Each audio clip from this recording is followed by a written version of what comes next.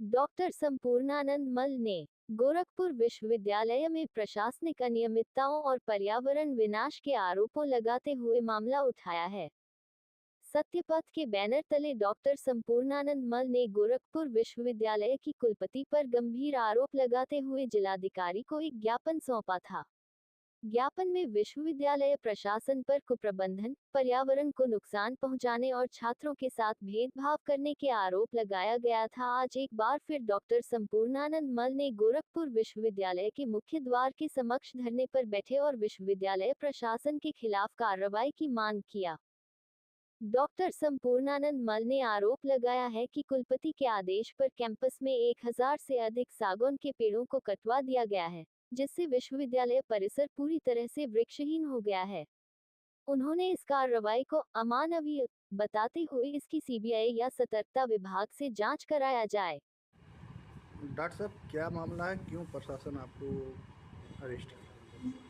प्रशासन और खासकर पुलिस प्रशासन ये वर्दी में गुंडे हैं, अपराधी हैं, साजिश करता है, क्रिमिनल कार हैं।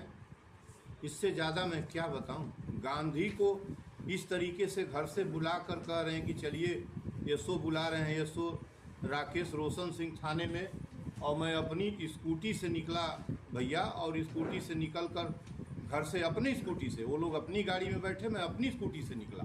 कहे भी कि हमारी गाड़ी में बैठी, हमने कहा नहीं।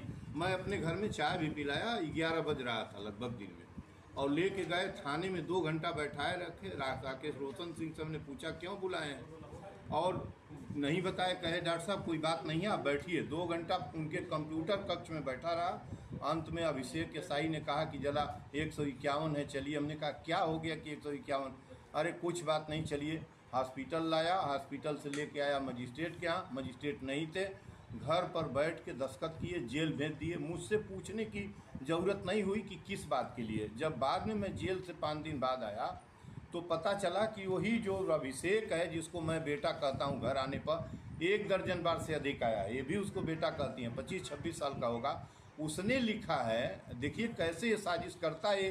ये क्या मैसेज देंगे समाज को, कितने क्रिमिनल माइंडेड। उसने स्टोरी बनाई थी कि एचएन सिंह चौराहे पर एक आदमी चिल्लाते हुए आया और वह आत्मदाह करने जा रहा था, और कलेक्टर के यहाँ कह रहा था चल के आत्मदाह करेंगे, और रोका गया तो हम जो है फौजदारी हो गया, मारपीट करने लगा। यह वो लिखा है, जबकि घर पर उसका तस्वीर है सवेरे का। वहाँ 10 ठो कैमरे लगे हैं, उसके थाने में 2 घंटा। इतने तो क्रूर जालिम माइंड के लोग हैं। और जब हम 5 तारीख को लौट के आ गए तो हमको तबीयत ख़राब हुई। 5 को, मैं 15 को जेल से लौट के आया, सॉरी। तो मेरी रात में तबीयत सांस फूल रही थी। 2 बजे के बाद 6 बजे तक फूला, थोड़ा तबीयत ठीक हुआ, एम्बुलेंस बुलवाया। एम्बुलेंस अभी घर पर आई भी नहीं कि कम से कम आधे दर्जन पुलिस के लोग, 4 एसआई सहित दरवाजे पर डट गए। एम्बुलेंस आई, बैठने लगे। सत्यम सिंह एक एसआई है, एक पवन यादव है, और 2-4 जिसका नाम ने खींचातान होने लगा, नहीं जाने देंगे, नहीं बैठने देंगे।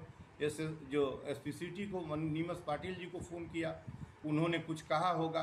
उसके बाद दोबारा एम्बुलेंस मैंने बुलाई। उस एम्बुलेंस को हाईजैक करके, अब मैं बैठा उसमें, एक पुलिस वाला बैठा दिए, लेके चले गए मेडिकल कॉलेज। फिर वहाँ ज़बरदस्ती मेरे नाम का, क्या ये गुंडे हैं भाई, किस शक्ल में गुंडे हैं। मैं क्या किया हूँ, मैं तो बता दे कि मैं एक सुई भी किसी को चुभोया हूँ अपराध के नाम पर। एक सुई की चोरी की है, और सड़क पर लॉ एंड ऑर्डर बिगाड़ने के नाम पर क्या कभी आत्महत्या की कोशिश किया हूँ? क्या कभी किसी वर्दीधारी को, सिपाही की भी वर्दी हाथ लगाया हूँ? ये कितने क्रिमिनल माइंड के हैं, ये कितने गुंडे हैं। मैंने डीजीपी को चिट्ठी लिखा है, और आज चिट्ठी लिखूंगा एडीजी साहब को कि क्या हो रहा है भाई, किस तरह से मारेंगे लोग। हॉस्पिटल में पहुंच के जब एम्बुलेंस पहुंची तो सत्यम कहा डॉक्टर से कि ये बोल रहे हैं, चल रहे हैं, बात कर रहे हैं, कोई दिक्कत नहीं है, इनको वापस करिए, दवा दे के हम इनको ले जाएंगे। डॉक्टर ने डांटा इसको। इसके बाद मेरी भर्ती हुई, और 17 तारीख को जब 11 बजे टेस्ट हुआ, बहुत सारे टेस्ट हुए, तो लंग्स में अभी भी सूजन है। अभी भी मैं ज़्यादा बोलता हूँ तो सांस फूलता है। मेरे फेफड़े 2 साल से ख़राब हो गए हैं, फेफड़े लीवर की। ये तो गुंडे हैं। और हमारी नियुक्ति तो इनका पुराना वाला देगा। मैं राष्ट्रीय पात्रता परीक्षा प्रथम श्रेणी पीजी यूजीसी नेट हूँ। और जहाँ तक एज पर मेरे गुड एकेडमिक रिकॉर्ड और रिसर्च एबिलिटी का प्रश्न है, न केवल इस विश्वविद्यालय के इंडोलॉजी हिस्ट्री आर्कियोलॉजी वरन देश के किस विश्वविद्यालय के किस इंडोलॉजिस्ट हिस्टोरियन के पास दिल्ली यूनिवर्सिटी की मेरी पीएचडी है। मेरी पुस्तक स्वास्थ्य से लेके Deccan college DU JNU MU सब में पढ़ाई जाती है। तो मुख्यमंत्री से क्या अपील करना चाहेंगे? मुख्यमंत्री जी से कहना चाहता हूं कि आपकी ऑनरेबल CM साहब से कि आपका सिटी है और मुझे आप इस तरह से मुझे मेरी नियुक्ति क्यों नहीं कुलपति मुझसे मेधावी कौन है यहाँ, इसको पहले क्यों नहीं जांच करा लेते?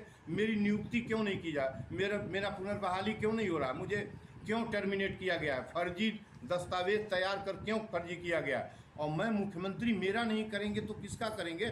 10,000 पेड़ों का जोगी गोरख उद्यान लगवाया हूँ। 1000 पेड़ इन्होंने कटवाया है कुलपति ने। 10,000 पेड़ों का मैं रहूँ न रहूँ, सृष्टि रहेगी जानती है। बहुत सारे भवन और इंस्टीट्यूशन बने उनके नाम पर ईंट पत्थर के, लेकिन पेड़ मैं 10,000 का लगवाया हूँ और 22 यूनिट ब्लड इसी गोरक्षनाथ ब्लड बैंक को दिया हूँ। मुझे हिरासत में रखेगी पुलिस? मुझे हिरासत में लिया जाएगा? किस बात के लिए लिया गया था? क्यों लिया गया था? मैं तो यही पूछ रहा हूँ। कोई मैडम, किस चीज़ को लेकर आज प्रेस वार्ता किया जा रहा? मैं अपने पति की पुनर्बहाली और शासन प्रशासन के दुर्व्यवहार और दहशतगर्दी और जो भी आप कह लीजिए, मतलब हम लोगों के खिलाफ जो उन लोगों की साजिश है, उसी के कारण को लेकर के यहाँ उपस्थित हूँ। क्या किस तरह की साजिश आप शासन प्रशासन पे आरोप लगा रहे हैं?